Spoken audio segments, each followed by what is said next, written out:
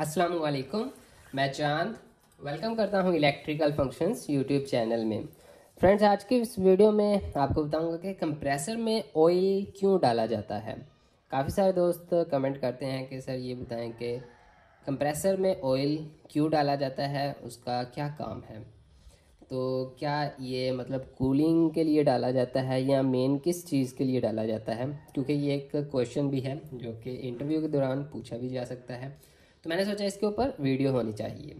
तो चलिए यहाँ पर हम स्टार्ट करते हैं।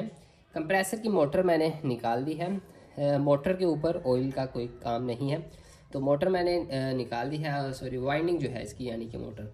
अभी ये जो मोटर है इसकी पंप, ठीक है, इसको बाहर निकालूंगा मैं।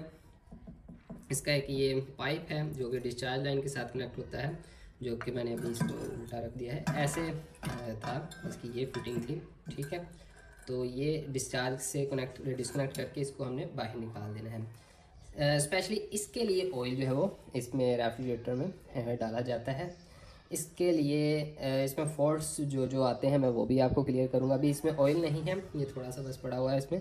इसमें ऑयल अभी मौजूद नहीं है, ठीक है। तो अभी इसमें ऑयल नहीं है, इसको हम साइड पर कर लेते हैं और ये पंप को फोकस करते हैं हम। यहाँ पर आप देखेंगे, ठीक है, ये है हमारा पंप। ऑयल सिर्फ नीचे की तरफ रहता है, ना कि इसके ऊपर कहीं आता है, नीचे ही रहता है ऑयल।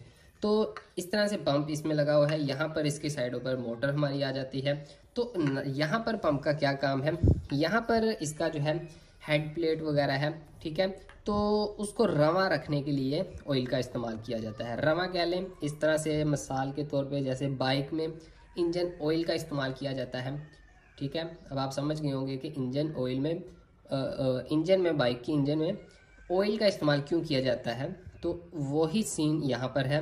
तो यहाँ पर अभी मैं आपको थोड़ा सा दिखाऊंगा उल्टा करके इसको। जी, आप यहाँ पर देखेंगे कि मैं पंप को जैसे ही मूव करूँगा तो यहाँ पर ये वर्क कर रहा है। तो ये बिल्कुल रवा रहे, ठीक है। ये इसकी हेड प्लेट वगैरह यहाँ पर है, ठीक है।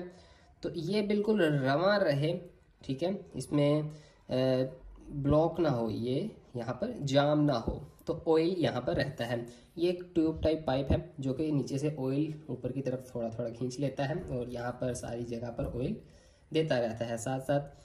तो अगर रेफ्रिजरेटर काफ़ी अर्सा बंद रहे तो आपको पता होगा कि कई बार कंप्रेसर स्टार्ट नहीं ले रहा होता। हालांकि उसका पंप ठीक होता है, मोटर ठीक होती है, लेकिन पंप में इशू क्या आ रहा होता है कि मोटर उसको स्टार्ट तो दे रही है, पंप स्टार्ट ले नहीं रहा। क्यों नहीं ले रहा? क्योंकि वो नीचे से ऑयल जो है वो, जाहिर सी बात, काफ़ी अर्सा बंद रही है तो ऑयल यहाँ पर नहीं आया, जिसकी वजह से ये वैसे का वैसे यहीं पर जाम हो चुका होता है, ठीक है। जाम हो जाता है जिसकी वजह से ये मूव ही नहीं कर पाता। और फिर हम कंप्रेसर को कई बार क्या करते हैं, उसको हैमरिंग करते हैं, थोड़ा सा चोट लगाते हैं, वो हिलता है, तो उसमें जो जाम हो जाता है ये एरिया, तो वो झटके से ओपन भी हो जाता है बाय चांस। उसके बाद उसको ऑयल, यहाँ से ऑयल मिलना शुरू हो जाता है, तो वो वर्क करना शुरू कर देता है। तो ये पंप की वर्किंग होती है सारी, ठीक है। मोटर इसके ऊपर आ जाती है जो कि यहाँ से इसको पावर देकर ऑन करवाती है। तो ये जब मूव करना शुरू करता है तो यहाँ से ऑयल की जो है यहाँ पर आना शुरू हो जाता है और ये एरिया ऑयली रहता है। और पंप जो है हमारा मुकम्मल, ये हेड प्लेट वगैरह, ये सारा एरिया जो है हमारा ऑयली रहता है। तो ये बेहतरीन तरीके से वर्क करता रहता है।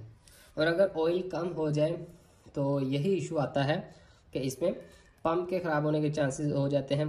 तो सिस्टम जो है हमें फिर प्रॉब्लम आती है, तंग करता है। अगर आपको वीडियो पसंद आई तो वीडियो को लाइक करें, चैनल पर न्यू है तो सब्सक्राइब कर दें।